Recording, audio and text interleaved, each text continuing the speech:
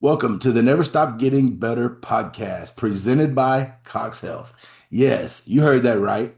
We've added a new partner to the show, and we couldn't be more thankful for Cox Health stepping up as our presenting sponsor. Cox Health is the region's leading not for profit health system, serving 25 counties through six hospitals and over 100 clinics, with more than 14,000 dedicated employees committed to keeping our community healthy and close to home. We're proud to have them behind this show. Now, let's get into the show. Thank you, Cox Health. All right, welcome back to the show today where we have an outstanding guest, one coming to you from Oxford, Mississippi. Today's guest is one of the brightest young leaders in high school football. It's Coach Chris Cutcliffe, the head football coach at Oxford High School in Oxford, Mississippi. Since taking over the Chargers program, Coach Cutcliffe has led Oxford to unprecedented success, including the school's first ever state championship and multiple region titles. Along the way, he's built a reputation not only as a championship football coach, but also as an educator and developer of young people, serving as Oxford's Director of Student Development. A graduate of the University of Tennessee, Duke, Arkansas State, Chris has a unique football background that includes serving on the staffs at both Tennessee and Duke, where he worked alongside his father, a legendary coach in himself, David Cutcliffe, who has been on the show before, the son, obviously. Recognized nationally by the AFCA's prestigious 30 Under 30 program, Chris has become one of the most respected voices in high school football, leadership, and culture building. He and his wife, Molly, both Oxford natives, are raising seven sons while continuing to impact countless young people through coaching and education. Coach Cutcliffe, man, really appreciate you joining me today. I'm excited to have a conversation. Man, yeah, it's going to be awesome. I'm looking forward to it. I appreciate you having me. Yes, sir. Well, let's start with this. You probably never thought we'd start with this question, okay? But I know that you are an outstanding human being. How do you balance seven kids, seven boys, ages 1 to 14, and run a program like Oxford High School like you do? How do you manage time? How do you manage, the relationship with your wife and your kids and all that? That is a great question. And I think, I do think, like you said, it starts for me personally, it would be with my wife, and the vocation of marriage and being, and that is a vocation. That is a calling that's a gift from the Lord. And so cultivating that and taking care of that first, I think is for me is very, very important. We do have seven children, all boys, like you said, and so it is very hectic. And so I think there's no doubt. But I always tell people we're very busy, but it's a good busy. It's a lot of fun. My wife this morning, I just ran home not too long ago, ate lunch at the house with her. And so we keep things on a Google Calendar. I'll show you real quick because it's kind of Yeah, I was my next question was going to be actually how do you, keep track of the time? so that's today, and every color is a different kid. Wow. So we have people at different camps and swimming lessons, and my two oldest are doing cross country and football, and one of them plays soccer for the middle school. So he has soccer practice tonight. So she spent about 3 hours in the car this morning just shuttling people. So she's on the fast track to sainthood, I would say. I like to tell people Yes, that for sure. But no, that is a challenge, I think, for everybody, right? Because you don't want to. Um, Matthew McConaughey one time talked about um, he had too many irons in the fire, and he felt like he was making like a C in everything. Like it was yeah, okay, but he was getting it all done. And he decided to cut back on the things he was doing and try to make an A in everything he did. And so I don't know. I try to be that. I think about that a lot, and I think about trying to make sure I'm making A's in what I'm doing. Yeah, sometimes it doesn't feel like I'm getting that done, but I try to think about that. for sure. Do y'all have a system like I love the Google Calendar because it's something you both can share. Do y'all have a specific day that y'all sit down and do it together, or when do you start filling it in for the week? Well, we're probably not quite that organized. I wish we were. My wife, she would probably prefer to have a paper calendar, like a planner, and that's what she did for a long time, and she kept everything there. But as we got busier and busier, we had to convert over, like you said, so we can both see the calendar and kind of, help each other and work together with it. We don't have like a good schedule of like a meeting or anything where we update it. It's just kind of we both kind of pitch in and get it done. She's incredible. I don't know how she holds all of that in her brain at the same time.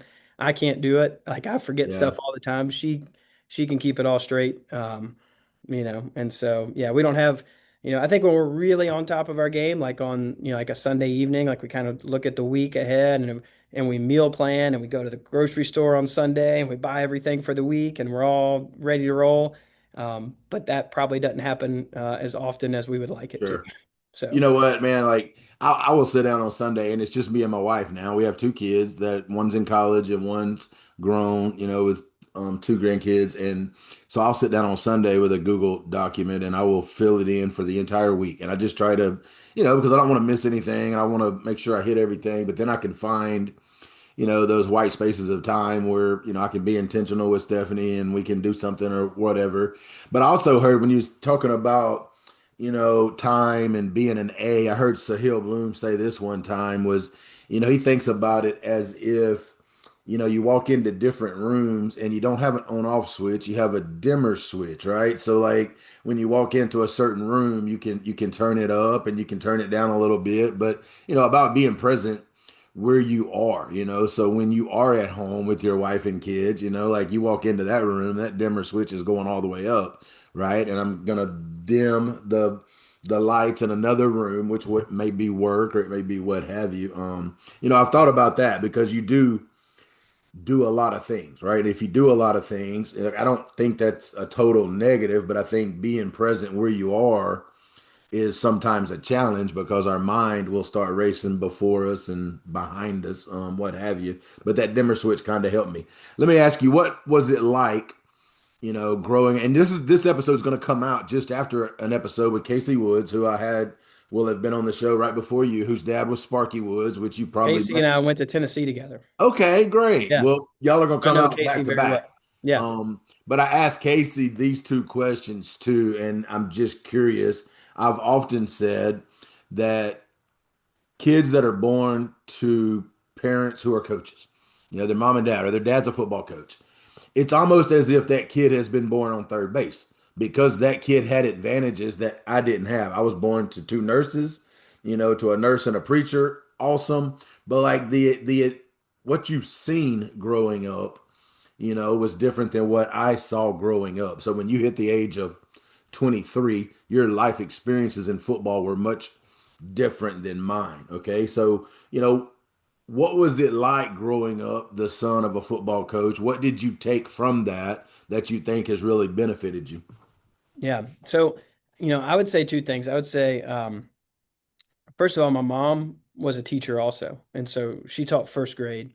And my dad started out as a high school teacher and coach before moving into college. And that was before I came along. But the thing that stuck with me the most was like the times like players coming over to the house, former players coming back to see my dad, um, and seeing like the real relationships and like the real, I don't know, like that to me is what stood out so much. And then I always tell this story. We were at Westtown Mall in Tennessee in Knoxville. And I remember like this is one of my like memories as a child. Like, you kind of have like those vague pictures where you can like remember something happening. I don't know how old I was, young, and was walking through the mall with my mom and a teenage boy comes running up and gives my mom like a huge hug, and I'm thinking like, who is this? Like, what is going on? And she had been his first grade teacher. Mm, And he was just so excited to see her. And so like those types of things for me, that was really like, obviously like I loved playing football, but from an early age, um, I would have said like I wanted to be a football coach. Like I didn't say like, man, I hope I can play in the NFL one day, right? Like obviously I wish I could have. The good Lord didn't bless me with that kind of athletic ability, right? But I I wanted to be a coach, and that was really why was because I saw that side of it, like the behind the scenes. Like it was awesome to get to be around great players and get to go to Neyland Stadium as a kid and then move down to Oxford and when dad became a head coach here at Ole Miss and um, see so many great people and get to go to practice and sit in on quarterback meetings and like I mean, like there's that side of it for sure. Like another early childhood memory was sitting in a quarterback meeting at Tennessee. My dad was fortunate enough to, to coach Peyton Manning and Eli Manning, and so in a quarterback meeting with Peyton and talking about pass protection and how to pick up number 4 week and how to check. I mean, like I remember sitting in meetings and like learning those things as a little guy, but it really wasn't that for me. It was all the other stuff, the stuff that I really love about football. Yeah. If that makes sense. Makes perfect sense, and that it kind of goes along with what I think of your dad, like I think your dad is one of truly the good guys in this business, like was very much a relationship driven human that had core values and had, some ethics about him. And, I think his life has exemplified that. And, I had him on the podcast a year or so ago, and it's one of my favorites that I've had. I mean, just truly at his core, a good human. Well, as Casey was giving me his answer, I thought about this.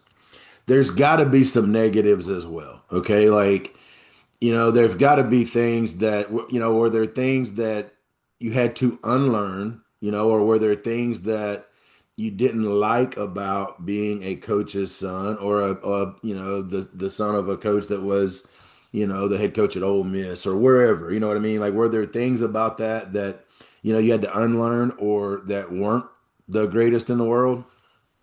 Yeah, I think and maybe it's in the long run, I would say it's a positive is you kind of learn to be thick-skinned a little bit, right? Because everybody people say, especially in the South, people say like, I've heard people say there's two things that every man thinks he can do better than you. It's coach football and grill. And Yeah, so, I think there's probably some truth to that, right? Like I remember, hearing on call-in radio shows as a kid, people like my dad and John Chavis was the defensive coordinator. And there was one guy that would call into the radio show, and he called him Cheevis and Butcliffe, like Beavis and Butthead, and like sure. does all this stuff. And I remember being a little kid, like, but you just learn to let that stuff bounce off. I was fortunate. I only moved one time during school. That's not the case for most coaches' kids, right? I was born in Knoxville. Dad was at Tennessee. I moved to Oxford in sixth grade and graduated from Oxford High School. My dad got fired my senior year of high school. That was a difficult, time for sure. Because again, people say a lot of things and all of that. But again, I think in the long run, that's all a good thing because you learn to brush it off and keep on moving. It's one of those things. I mean, it's E plus R equals O, right? So I don't get to control what somebody's going to say, but I do get to control how I'm going to respond to it. And so Yeah. that was probably not fun at the time, especially in my younger years, but I think you learned from it. Well, one of the things that I have learned, obviously is you go through a lot of trials in life, right? Like when your dad got fired and you get all the, you get the trials. But like you said, like what a blessing in disguise, right? Because in the business that you're in, I mean, unless you win the last ball game of the year, you're always going to have people that are going to say things and you do have to let it roll off your skin. But it is hard to do, right? Because nobody wants to hear people say negative things, So, I guess what lessons did you learn from your dad through that experience? How did he handle that? And then how did you handle it? Because you're sitting there going to school in the same city, right? Like, and I know how ruthless kids are. Now, you might have had the greatest, kindest group of kids in the world that, were your best friends, but man, kids can be ugly without even knowing they're being ugly. Like what were some lessons you learned from that? Yeah, I think the biggest thing, I just watched my dad from a young age, just how he treated people. Um, and I would say it didn't matter, what they said or did, he was going to treat them, with dignity as, like as he should, right? He was going to see them, um, in a way he talked to everybody as if they were like that conversation was the most important thing that was going on, if that makes sense. And so I just watched him, like things people said or did just didn't change the way he was going to treat them. And so I think that was probably um and obviously like internally, you're probably thinking something about it, and and all that sort of thing. But I just watched the way I just saw him never change how he treated people. And he always talked about leave a place better than you found it, and Mm, and how that would apply to people as well, right? So I think that was I saw it in action more than like there wasn't I don't think was something specific with that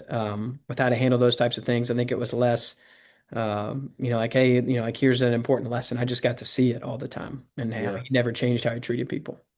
One of the things that, and this will be episode 300 and something, okay?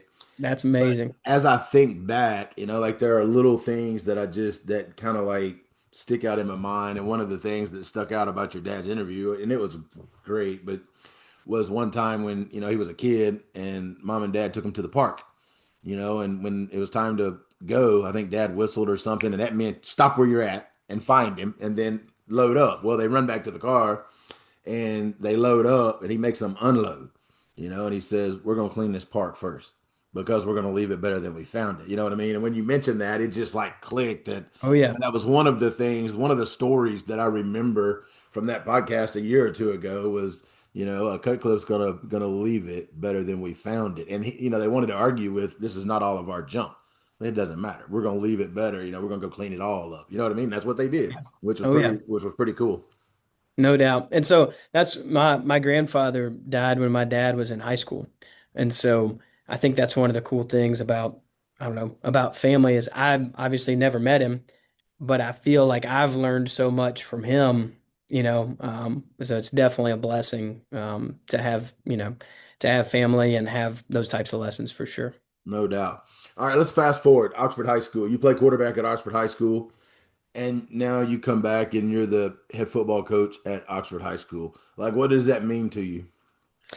It means a lot. I mentioned earlier, my dad started his career as a high school football coach, and so he went to the University of Alabama and worked as a student coach there with Coach Bryant, and that staff. And then when he graduated from college, he went back to Banks High School. It doesn't exist anymore, but that was a school he went to in Birmingham. Went back to Banks as an assistant coach, became the head coach, and I just always thought that was such a cool thing and awesome experience. And so when I had the opportunity, I was working at Duke. I got my master's at Duke, was working there for my dad, where he was the head coach. And my wife and I got married. We dated in high school. We had a long distance college where I went to Tennessee. She went to Ole Miss. We got married like the first weekend after graduation. And so we lived in Durham for 2 years. And so we were kind of deciding like, what do we want to do? Where do we want to settle down?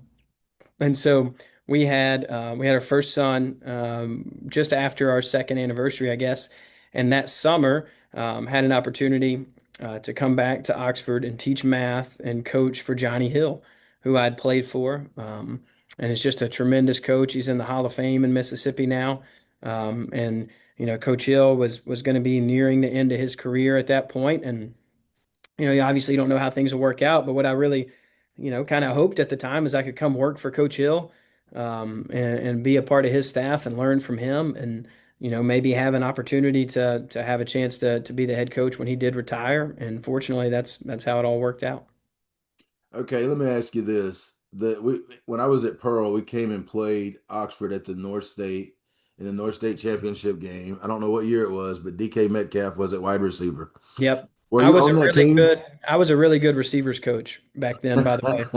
Funny how that works out, right? Yes, you were. But my favorite Johnny Hill story was, and we didn't stand a chance that night, man. Not only was it super cold, like I can remember early in that game, we got y'all in a long down and distance, and we threw a fade to Metcalf, and I just had turned around and started walking away because it was overthrown. Like it was like I just kind of like, okay, well, they run it down. And then there was an onside kick, and he went and recovered the onside kick. And I'm like, oh my goodness. Like we were beat so fast. But that night, Johnny Hill, and I guess his son may have been the offensive coordinator at the time, Yes, he they had was. made a bet that they could throw a waggle pass to a guard and the officials would not catch it. Well, as fate would have it, they throw it and the guy catches it.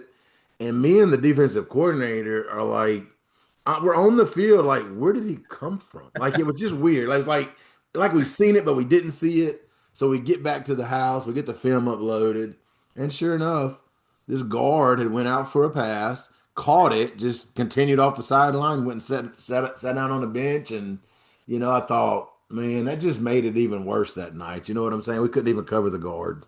That is a true story. And yes, there was a bet involved. And I think karma came around because I'm pretty sure we fumbled the next play and lost the fumble, which is probably well deserved. Sure, Um, sure. yes, I hadn't thought about that one in a long time. Yeah, I still think about it from time to time because I think about, sometimes we give the officials too much credit and we want to give them too much information instead of just play ball, let them figure it out. They might or they might not. No. Well, when you go back and you take over, okay, and then you take over as the head coach, what are some challenges you have early on in, making the program your own? Because I don't think they had won a state championship, but now they had played for. Heck, I think at one point in time they played for three in a row, and got beat, which I don't give a crap. If you play for three in a row, you're pretty darn good. But it was a program that Johnny had run for a long time. So, what were some challenges early on making it, your program? Yeah. So my last 3 years as an assistant, Coach Hill's last 3 years, we played for it three times and lost all three. And so we were kind of the Buffalo Bills there for a little while. And and so I would say that was a challenge. There was a lot of staff turnover, and that's probably natural when you've had a coach be there for that long and a young guy. I was 29 years old, gets the head job. There's going to be a little bit of turnover. We had some people move on and coaching, collegiately, and people do different things, but um, so there was definitely a challenge. One of the things that was important to me, we had been really, really good on offense. Um, Scored a bunch of points. We had DK Metcalf, Jack Abraham was our quarterback. He finished his career at Mizzou. He was Gatorade Player of the Year in Mississippi. Uh, Yep. you know, we were very talented, had a bunch of great players. Um, that shortly after I became the head coach, one of the message boards, like Mississippi Sports Talk message board, they were going through different programs and they were saying, say the one word that comes to mind, right, when you see this program. And they went through different people. And I don't remember any of them in detail, but it may be, South Panola would have talked about championships and different Louisville, I mean, they went through different programs. They listed Oxford. And in person after person after person, it said soft, soft, soft, soft, soft.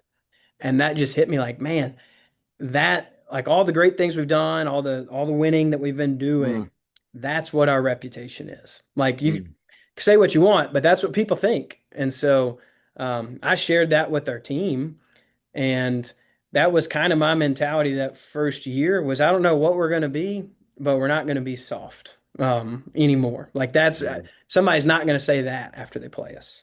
And to be honest, I think I probably went a little too far. We ran out of gas. That year. We lost at the end of the regular season, a game I thought we probably should have won. It knocked us into the 3 seed in our region. We had to go on the road. We did win a playoff game on the road, and then we played West Point in the second round at home, and they beat us 41 to nothing and could have beaten us 141 to nothing if they wanted to. It Right. was in a monsoon. I mean, it was, the game was set up for West Point to do their thing, and they did it. If you don't know much about West Point, Mississippi, man, that's one of the best programs in the country. They do a tremendous job. They are very physical. They get after you, and we had put them out of the playoffs the previous couple of years, and so there was a lot on the line that game, and I think we ran out of gas, and so, but that was my first order of business was I didn't want to be soft anymore. And Yeah. it was also a challenge. It was the first time. So you mentioned, so Coach Hill's son, Stan, was our offensive coordinator. I was coaching receivers. So I was actually never a coordinator before I became a head coach, which is probably also pretty unusual, right? Yeah, for sure. And so I was also the first time that I was the offensive coordinator. And so I think I did a much better job that first year as the offensive coordinator than I did as the head coach. Um, my second year, I think I did a much better job as a head coach than I did as an offensive coordinator. I was Well, trying to learn that yeah, balance, and I would say that was one of the biggest challenges was learning that balance yeah, of doing both of those roles. Again, making an A in everything you do, right, and yeah. not letting one of those two things suffer. And that's, I do think that's a challenge as a head coach. Let's go back for a moment because this is just a curiosity. Because as you may or may not know, we've lost two state championships in a row. And two close games, two, fourth down plays that didn't go our way. What were some lessons that you learned through that? Because I remember that because I was still in Mississippi, and I Yep. felt like you know, people gave Coach Hill a bad rap, okay? Because first of all, you can't win it if you're not there, right? And there were 30 teams not there, so there were a lot of people that didn't get the opportunity to do that. So, like it's kind of, but also, we talked about this morning with our team there's nothing hurts worse. Like I honestly don't know that going 4-7 don't feel better than going 13-1 and losing in the last ball game because you just always are thinking about what is that one play and so when you think back like what was some lessons that if you learned through those three that you think might have helped when you fast forward to when you do win it all. Yeah. Well, I'll give you two different times. So we lost three in a row, 13, 14, and 15. And in 13, we were 14-1. So we were 14-0. We had a 14-point lead with about 6 minutes left in the game and got beat. Mm, 2014, I think we lost one regular season game. So I think we were 13-2. And then in 2015, we actually lost two regular season games. I think we were 12-3. But what I remember realizing, especially during the course of that 2015 season, after having lost two in a row, is I was not enjoying it at all. Like I was not enjoying winning games. I was leaving. I couldn't sleep after yeah. games. I didn't check my blood pressure. I probably should have. Had like a horrible headache after every game, and all I could think about. And in the region we were in at that time, to be honest, a lot of games we won pretty easily. Um, and we might win by 50, and I was furious about, I was coaching Yeah. receivers about three things that we didn't do well. And I was forgetting to enjoy it and have fun. Um, and I don't know when I realized that exactly. And it really wasn't until after that season, but I did have a realization of like I don't want to do that anymore. Like that's not worth it, Mm, to be miserable winning and being around kids and doing all like it is a game. It is our job, it is our livelihood, but it is a game. It's supposed to be fun. Um, and I don't want to get to that point where I'm not having fun. mm, And so then I'll tell you this. So 2019, we won our first state championship. And then 2020 hits. And so what was pretty cool for me was I woke up, I remember coming home from Hattiesburg, and waking up the next morning after we won the state championship. And I remember one of the first things that I thought was like, man, I feel exactly the same as I felt yesterday when I woke up. You know what I mean? no doubt. And I was like, I'm just as excited to go get ready for the next season. Like I haven't and so that was such a cool moment too on that side of it was like, Yeah.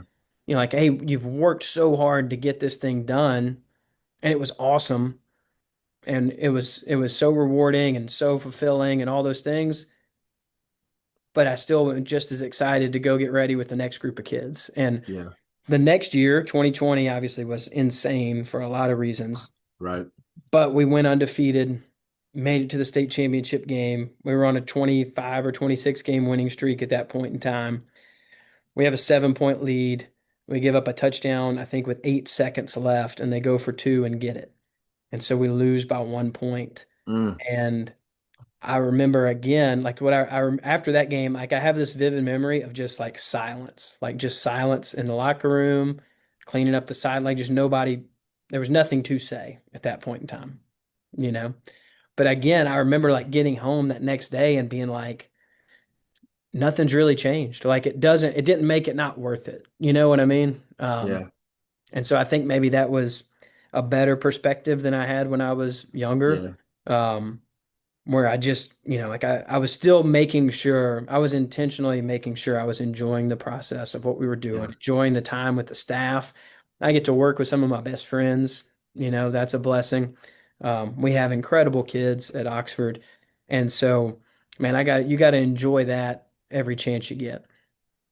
I have found that it is such a great opportunity. You've heard people talk about you should talk to yourself much more than you listen to yourself. And, that is a great opportunity to do that because, I had that realization this past time. We're standing there when the game is over with and just, I'm talking about like, I almost was like, God, like, what are you doing? And then I thought, well, I don't think God cares. Like, I don't think God cares if, like if we won or lost or whatever. And then I woke up in the middle of the night, and had this nightmare. And then when I come to, I'm like, it wasn't really a nightmare. Like, we really did lose. Like, it meant that much to me because, you just want to see everybody in the community and, like you take it on for them. Yes. But in the car ride home, I had spent the night there, and in the car ride home, I remember telling myself, man, I am 100%, not 99, I'm 100%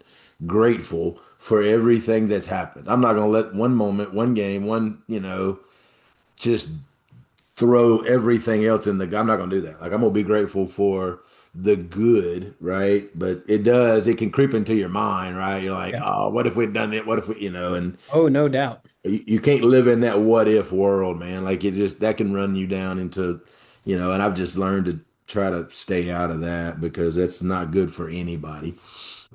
If I was to ask you to define the word culture, how would you define culture? And then maybe, another way to define it is if I walked in and spent a day or two, with your program, what would I feel like, when I left? Yeah, I think so. I talk about that with our guys. Like to me, like when we talk about like the core values of our program and things like that, I always say like, it's one thing for us to sit here and talk about them, and we're gonna do that, and we're gonna spend time making sure everybody knows what they are and that sort of thing. But really, that's what I tell them is if we have somebody who's never been here before and they come watch us practice, or they come watch a workout, or they come watch you at school, or I mean, anything, what are they going to see? Because that's really whatever they see, that's really what we value because No that's doubt. that's how we act. And so, to me, I think that's really what culture is. It's more about, like I don't have a good clean definition. Maybe I probably should work on that, but I think it's about the way people behave, the way people treat each other within the program, I think is a huge part of it. Um, it's not just what you say or what you put on the wall or what you put on a t-shirt and all those kind of things. I think all of that can be important and can be impactful and help. But man, I think it's really people talk about like what you permit and what you promote and that sort of thing. Like I think all of that, it's how people act. I think what gets rewarded is a big deal in a culture, who you lift up in front of their peers. It can't just be based on ability, because the outside world's going to lift up that person for sure. But internally, man, we're going to try to lift up the guys that act like, you know, I'll tell you this, we let our coaches vote on single digit numbers. And the question I ask our coaches is, what kind of team would we have if every player on our team acted like that guy? And Mm, if you can't answer that question in a positive manner, then that's not who you want. You don't want to give them that platform in front of their peers. You know what I mean? Um, and it doesn't mean that they're not a good player, because sometimes they are good players. And it's our job to help mold them into what we want them to be and what they need to be the best version of themselves. But um, yeah, I don't know. I don't have like a good clean answer, but to me, it's about how people act. yeah, for sure. No doubt about it. And the experiences that people will have when they come into your program, right? You go into Chick-fil-A, you feel the culture, right? Yes. Versus you go into some other place, you feel, like you do have a feeling for it. How do you go about trying to intentionally teach the kids in your programs to be leaders, like to, build leadership within them, because I do know, like you are trying as hard as probably anybody in our profession to, create something in them that's going to, come to fruition later on in life by being, a good husband, a good father, a good employee, a good CEO. What are some things you do that you feel like give your guys a little bit of an advantage leadership wise? Well, that's a good question. We do try to be intentional about that. I would tell you another thing you talked about, like struggles of a first year head coach. I was like, man, hey, you're supposed to have a leadership council. So I'm going to make a leadership council. And I made one and we met one day and I was like, I have no idea what we're doing here, guys. Like I didn't say that out loud, but I was Sure. sitting thinking like, man, we are just spinning our wheels. Like this is a waste of time. I have no idea what I'm doing. And so we've gotten intentional about our leadership council, and I think that's been a really good thing. I try to pick that group. There's not a set number. It's 15-ish players. Well, our first meeting of the summer will be a week from today. Actually, we meet at we work out at 7 in the mornings. We meet before Monday workouts with the leadership council. So there's a little like skin in the game to get there a little extra early, Hmm. which I think is a good thing. But um, what I try to do with that group is really empower them to have opportunities in front of their peers. And so, I think, and what we talk about is like, um, we talk a lot about it's easy to just call out like negative behavior, like, and I can just yell and fuss and scream at somebody when they're not doing right. And I guess that's like a level of leadership, but there's a much deeper level than that. And I think that's like for teenagers, that's the first thing I'm going to do is I'm just going to yell at you when I see, you know, but like if you're going to do that, first of all, you better be walking the walk yourself. Yeah. You're gonna call somebody else out, you better have you better be buttoned up, right? You better have everything going on. But we talk about how instead to like grab people and bring them along with me, right? Instead of like screaming and yelling, right? And so, we try to be pretty intentional about that. Dr. Hunter Taylor comes and works with us with our leadership council. He's incredible. He and we've had a great friendship going back almost 10 years now. And so bringing him in to work with our team, and we do so in our summer program, we'll meet with those guys on Mondays. And then what I do on Tuesdays is I let them lead small groups with their team with their teammates. And so we put them into groups, and I try to change those groups every week so they have an opportunity just with different guys. And we kind of give them like a little guide of like, it's going to be based on what we did the day before. Here's some questions. I want you to lead like this small group discussion. Um, but it's a different type of thinking for that kid to step into that platform, and so I think that's cool to give them that opportunity and sometimes to be willing to let it not go well that first time, especially when they're young and it's their first time doing it. It's probably not going to go great, but don't go bail them out because if you just go Yeah. bail them out, they're not going to learn, right? And so um, I think that's been a really powerful thing that we've done. I would say one other thing, sometimes some of our staff isn't always on board with some of the guys that I choose to be on the leadership council. I get questioned on that sometimes, just like, hey, coach, why'd I think this guy should be on there. You picked him. And it's like, well, the leadership council is number one. Yeah, it's guys who are good leaders, but mostly it's guys that they are following. And it's my job to make sure that they're leading No in doubt. the right manner, That's right? right. And so I think that's an important part of it too. Like you could just pick, the really, I don't know. If if you don't, you got to be aware of who they're actually following. You don't No doubt. always get to choose who they follow. And so I Yeah. think it's my job as a head coach to grow the people who they are following and make sure they're Yeah. leading in the right direction. I love that. Casey Woods made the comment last week that when he got the job, he had 1,000 things to do, right? And in today's world of college football, like he had to recruit, the portal. He had to recruit his own kids because the portal was like opening the next day. And he said, I found out who the two bell cows were on each side of the ball. And I went and befriended them, right? I went and got in on with them, make sure they were all in so they could help me go get the rest of them. So, if leadership is influence, then we need to try to affect the ones that have influence, which is what you're doing. And I sat down this morning with our top 4 or 5 and went through a handout of how to be a person to lead a team, how to be a player led team, how to and it had scenarios on if this happens, you do this, not this, and it's not degrading. It's not calling them out loud. It's not putting them on blast. It is bringing them in, and Mhm. it's befriending them, and it's sharing where we want to go together. And I think it's something that it doesn't come natural, right? Like that doesn't. I don't think that comes natural to a lot of people, but I think Yeah. it's our job to teach them that. You know what I'm saying? And I know that you spend time doing that. I'll As tell you another thing that I think is good that we do with that group is it's very simple and it doesn't take long. But at the end of those sessions, they do a player rating on themselves as a member of the team, as a member of the leadership council. So not, Mm, and we do this throughout the season as well. And they especially the young ones, their first thought is to like tie it to performance. Like, oh, I had a great game, I caught three yeah, touchdowns, I whatever. But it's like, no, like let's think about the whole week and let's do a simple like 1 to 5, like they hold up their fingers and it's like a self-evaluation. And we ask them to give one sentence in front of the group as to why they gave themselves that rating, right? And some of them talk for a little longer than that. But I've seen that be so powerful, like just forcing that moment of self-reflection and like for yeah. hearing a kid to be able to say, like, man, hey, last week um, like I fumbled and I didn't handle it well. Like I let that lead to like for a kid to say that himself instead of me Yeah. having to like, do you know what I mean? And like when kids can grow to that point, um, it's pretty awesome. Or like you have a hurt player that comes up one week and he's like, coach, I was a 5 this week because I'm injured and I know I can't practice and I can't play, but I was getting after it. Like I was coaching up the guy that's Mm. taking my spot.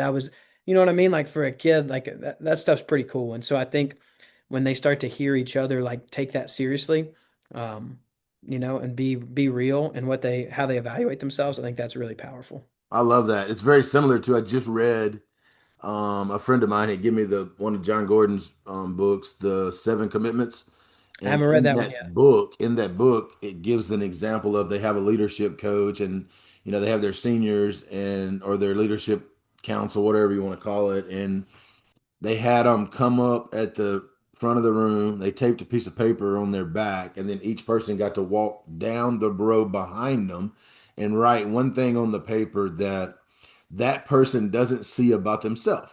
So it could be selfish, it could be, lazy, it could be whatever. And then that person, everybody sat down, that person took the sheet off their back, turned around, and they had to read it to their teammates, what their teammates said about them. And I thought, like I can see that going one or two ways, right? Yeah. But when you can get a group, is what you just said, if you can get them owning their shortcomings, together, that being vulnerable, man, like takes people to another level, and I think, I've thought about that exercise from that book, which is very similar to what you're saying, just a different Yeah. method. I Yeah. think is really, really good because that's another thing, man. Like, and I don't know about everybody, but I think we males, we have this ego problem sometimes, man. We think it's all about us. And we do have trouble seeing what other people see about us, and what they see in us might be something that we need to, that we need to deal with, especially if it's something that multiple teammates say, you care about yourself more than the team. Well, maybe that person don't know that, right? And if you don't Yeah. let them know in a friendly, non-confrontational way, they may never get it. Well, let me ask you because I know Dr. Hunter, man. I think he's phenomenal. I've had him on the podcast. He's doing a lot of really, really good things. If there's somebody listening right now that wants to find out more information about you, tell me where they can go find, because I think there's a website, coaching doc. I have somebody just last week gave me your Substack. I don't even know what Substack is, right? But what I do know now, because somebody that cares about me sent it to me and said, man, you need to jump on Chris Cutcliffe Substack. So I downloaded Substack. Let me see what it looks like. Yeah, here we go. It's that orange one right there, right? There Substack. you go. That's it. Well, That's I it. downloaded it so I could run across your and some of the things you're writing are really, really good. But just tell me where, somebody can find more information about you and the stuff you're doing. Yeah, so Hunter and I, we do have a website, coachanddoc.com. So just like it sounds, coachanddoc.com. And you can see some of the work that we do there. We've done, like we've done a leadership retreat. We do a 7-on-7 tournament. We do just some different things, but we've done some speaking and some consulting and different things like that with people. Um, so yeah, you can definitely find out more there. I have been writing a little bit on Substack. Really, that was kind of for me. Just like I just wanted, like, I don't know. It was really when my dad retired. I was like, you know what? I've been thinking about all this stuff. I'm just gonna write it down and put it out there and see what happens, right? And so that's been really fun for me to do. It's just a good way to like get your thoughts out and organize thoughts. And I don't know, it's I've really enjoyed that. So I do have that going on. I've been trying to post something there once a week, just kind of thoughts for the week. Really enjoyed doing that. I'm not very good by design at social media. I deleted it all from my phone about 2 years ago.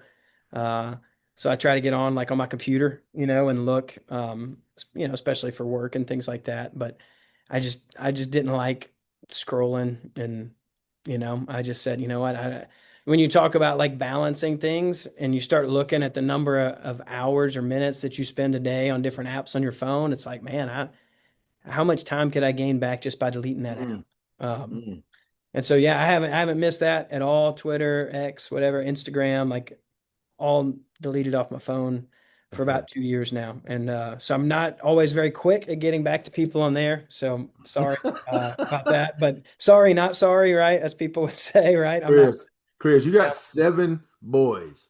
You ain't got time to get on Twitter, right? You No ain't got time. time to surf on TikTok. Like No. you really don't. And my guess is you don't have a whole lot of personal hobbies either, other than football, just because I saw that Google Doc, right? Like Yes, you we're on the saw. Yes, run. we are all over the place. We love to read. The whole family, the Cutcliffes. We can all nerd out a little bit and go get a book, and we love to read. But we that's us. Well, I want to say this because I'm not going to call any names, but I have a couple of friends up here that I've been on here pretty recently about writing. I'm not. It's Phil Wickwar and John Gold. They're both like two guys that have a lot of good stuff up here, like a lot of good stuff. And I have shared with them recently, man, write it down and put it into the world because like it's a shame. I think it's a shame to one day, like pass from this world and not have written down some of the thoughts that you've had so that other people, so like they both have these brilliant thoughts sometimes.